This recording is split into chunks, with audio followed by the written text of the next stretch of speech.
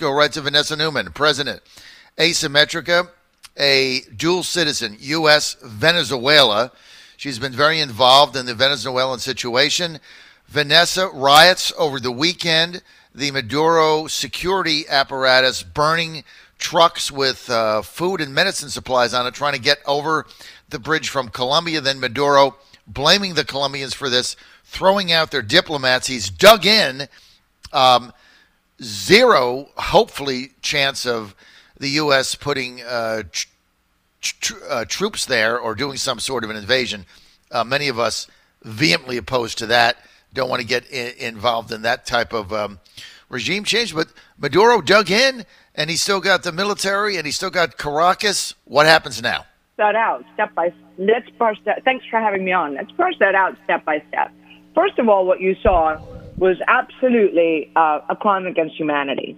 Basically, there are laws, an international law, that you cannot block humanitarian aid or food from medicine when it is foreseeable that doing so will result in the massive deaths of masses of people, which is exactly what is happening in Venezuela. People are we're now looking into how many people will die in the short term as a result of the blockage of the food and medicine that was meant to come in at the weekend. In terms of military defections, there are now about 300 military officers who have flipped sides and crossed the border into Brazil and into Colombia, mostly into Colombia, because they didn't want to be a part of that. Now, that's still a very small number. That's still nowhere near enough to fracture the regime.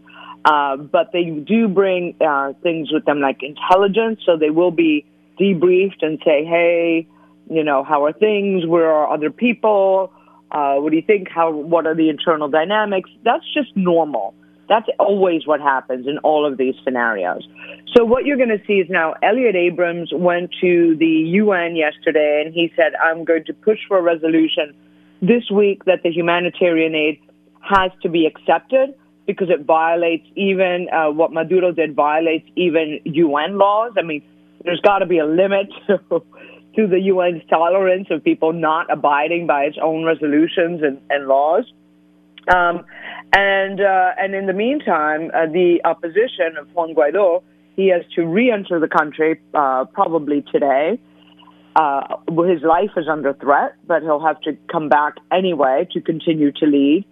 And the opposition will continue to push forward with, trying to get people to accept the humanitarian aid and then eventually have free and fair elections. Now, that whole free and fair elections thing is a whole other issue where you're going to have to get international observers and support, and that's not going to be easy under the current setup. But it's a challenge, and it was absolutely brutal. And as a Venezuelan, I was crying because we were getting live reports from people on the ground as they were being shot.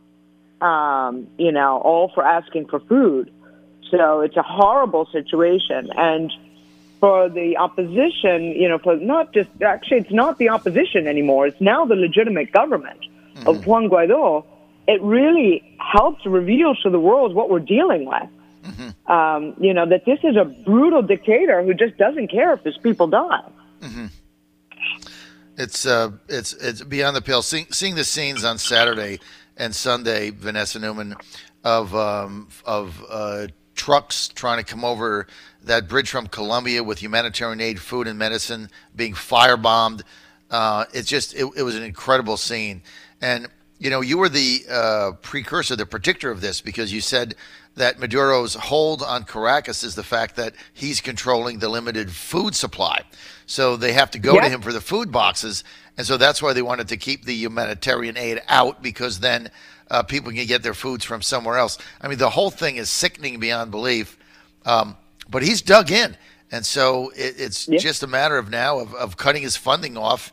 And you got to get the military to turn on him. And the only way they're going to do that is they stop getting paid.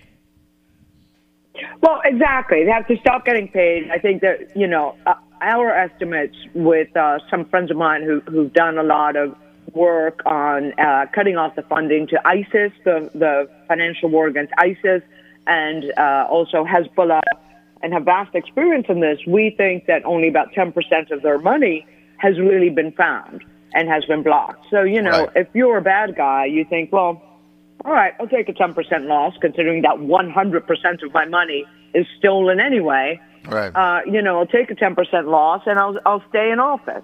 I'll stay in power because I'm still up 90%.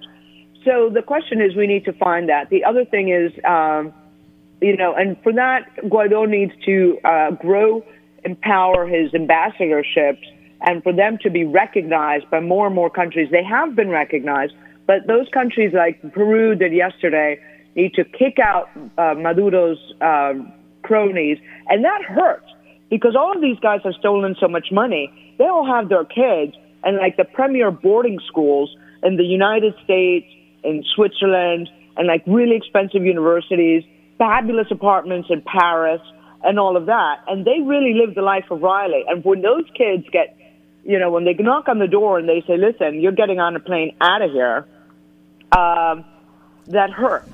And they very often will flip more over that than over almost anything else.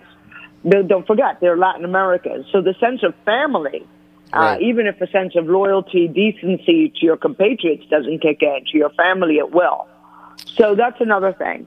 And the ambassadors need to then, have the power to keep lobbying to get all those accounts frozen and turned over to Juan Guaido quickly. And that needs to be the strategy. While simultaneously, we keep pushing to see whether this meets the standard for a crime against humanity and becomes a reason for a responsibility to protect, which would mean that the food would have to be pushed through, perhaps with a military escort, to protect it, which we've done before in other places, and because it's a crime to purposely, foreseeably starve your people.